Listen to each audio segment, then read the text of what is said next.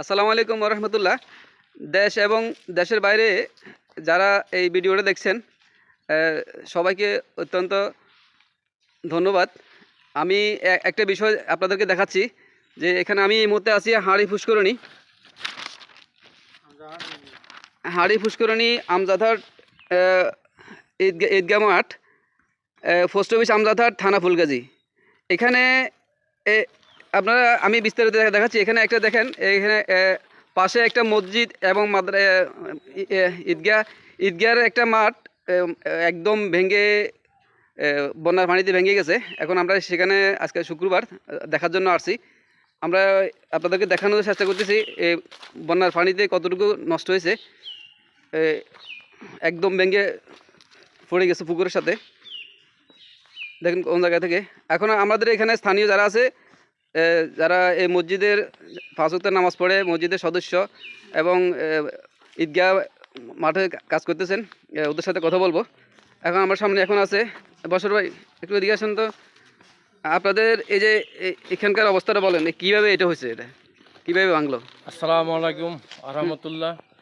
এটা এই বন্যার পানিতে আমাদের যে বন্যা হয়েছে, কিছুদিন যে বন্যা হয়েছে, বন্যার পানিতে এই ঈদগাহের আমাদের যে ওয়ালটা ছিল ইন্ডিয়া থেকে ভারত থেকে, অর্থাৎ আমাদের এই গ্রামের সাথে পাশাপাশি আমাদের এই গ্রামটার সাথে বেশি দূর না একটা খাল আছে। ওই খালের যে ইন্ডিয়ার যে পানিগুলো আসে এবারের মতো, আপনারা সবাই জানেন এবারে যে পানিটা হয়েছে বাংলাদেশে তো আর ইতিহাস, এই ফেনী ডিস্ট্রিক্টের এরকম ইতিহাস নাই। এই পানি আইসা পুরা আমাদের যে ঈদগাহের যে ওয়াল আমরা যে করছি সেই ওয়ালটুকুকে ভাঙ্গিয়া একবারে মিসপার করে পুরো ওয়ালে পড়ে গেছে গা। এমন দেখেন, আপনারা দেখতে পাচ্ছেন পাশে আরও একটা ভাঙতেছে, এটা ভাঙ্গি যেতেছে। তো এখন আমরা ইনশাল্লাহ এই কাজ করতেছি, করার জন্য আমরা ইনশাল্লাহ চেষ্টা করতেছি।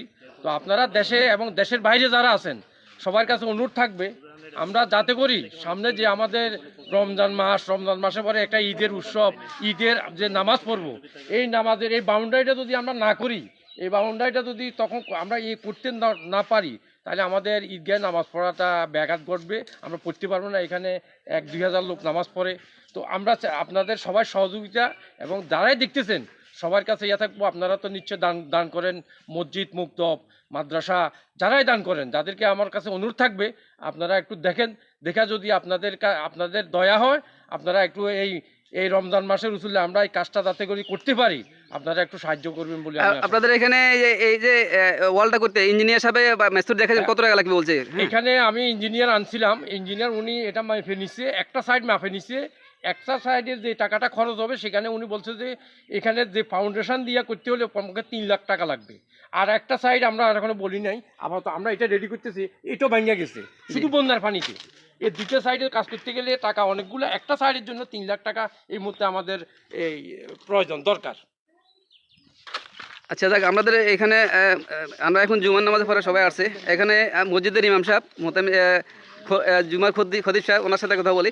আপনি তো এখানে নামাজ পড়ান এই মসজিদে, এটা হলো ঈদগাহ মাঠ। প্রিয় দেশবাসী যারা দেখছেন, আমাদের কথা শুনছেন, তাদের প্রতি আমার সালাম এবং আন্তরিক শুভেচ্ছা।